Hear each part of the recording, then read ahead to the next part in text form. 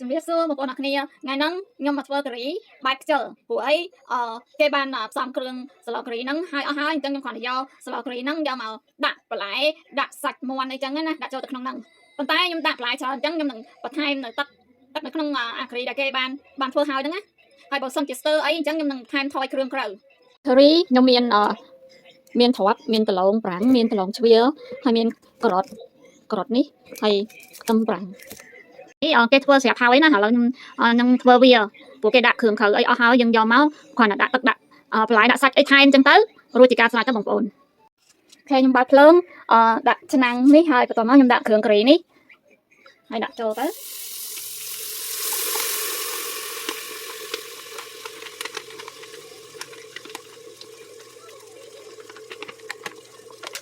ចាក់ទឹកកន្លះខាប់បងប្អូន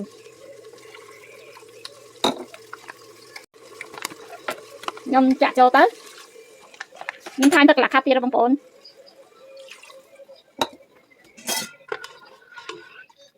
អូខេហើយវាពុះហើយដាក់សាច់មាន់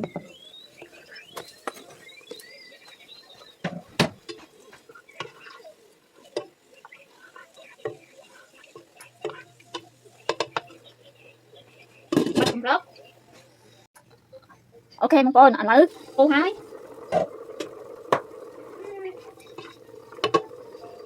ដាក់បន្លែនេះខ្ញុំសោះហើយមានការ៉ុតមានខ្ទឹមប្រាំងមានប្រឡងប្រាំងមានប្រឡងជ្វាហើយនឹងមានផ្លែត្រប់ដាក់ឡា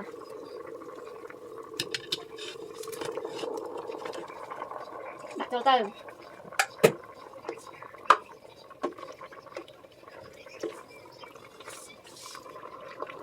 ខ្ញុំភ្លក់សិនមើលថាតើវាត្រូវស្ទើរអីចឹងណាស្ទើរប្រៃបងប្អូនខ្ញុំថែមបើដាក់មកលពីទៀត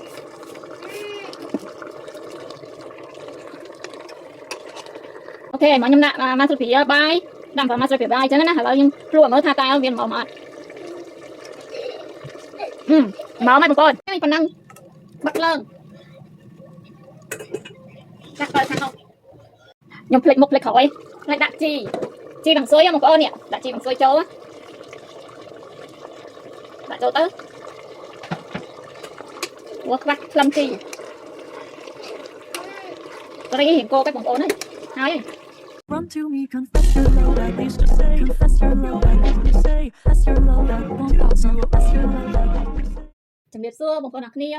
នេះគឺការីបាយខ្ជិលរបស់ខ្ញុំនេះគឺមានគ្រឿងក្រៅផ្សំហើយអស់ហើយវារៀងគោកទឹកបន្តិចតែមិនអីទេអាចយកជាការបានអញ្ចឹងឥឡូវខ្ញុំមកញ៉ាំការីបាយខ្ជិលនេះមើលមានរសជាតិមិន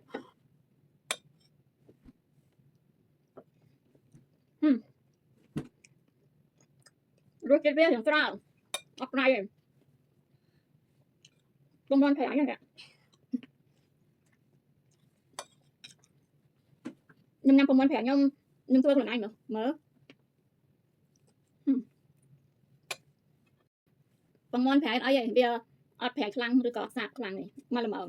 តែមកហូបថ្ងៃនេះខ្ញុំអត់ចូលចិត្តទេអត់ចូលចិត្តហ្មងវាអីចឹងទេ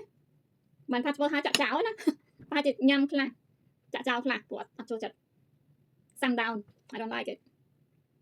អរគុណបងប្អូនដែលបានមើលវីដេអូនេះហើយសូមជម្រាបលាសូមសុខសប្បាយបាយបាយ peace